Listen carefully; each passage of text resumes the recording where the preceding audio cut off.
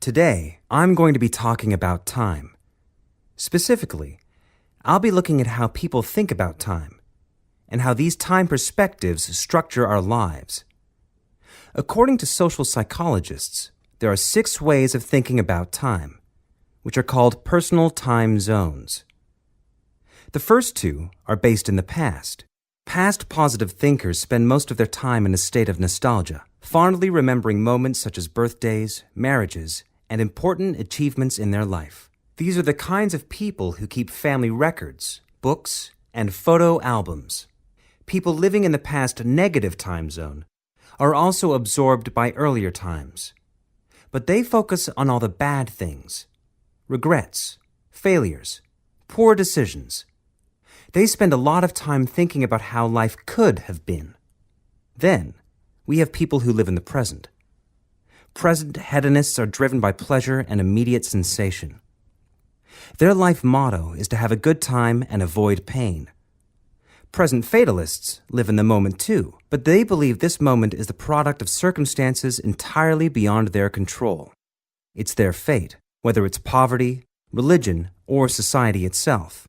Something stops these people from believing they can play a role in changing their outcomes in life. Life simply is, and that's that. Looking at the future time zone, we can see that people classified as future active are the planners and go-getters. They work rather than play and resist temptation. Decisions are made based on potential consequences, not on the experience itself. A second future-orientated perspective, future fatalistic, is driven by the certainty of life after death and some kind of a judgment day when they will be assessed on how virtuously they have lived and what success they have had in their lives. Okay, let's move on. You might ask, how do these time zones affect our lives? Well, let's start at the beginning. Everyone is brought into this world as a present hedonist. No exceptions. Our initial needs and demands, to be warm, secure, fed, and watered, all stem from the present moment. But things change when we enter formal education. We're taught to stop existing in the moment and to begin thinking about future outcomes.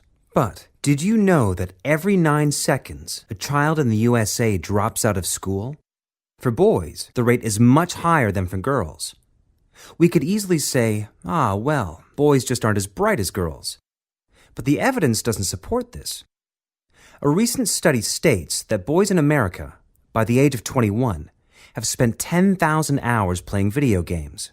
The research suggests that they'll never fit in the traditional classroom because these boys require a situation where they have the ability to manage their own learning environment.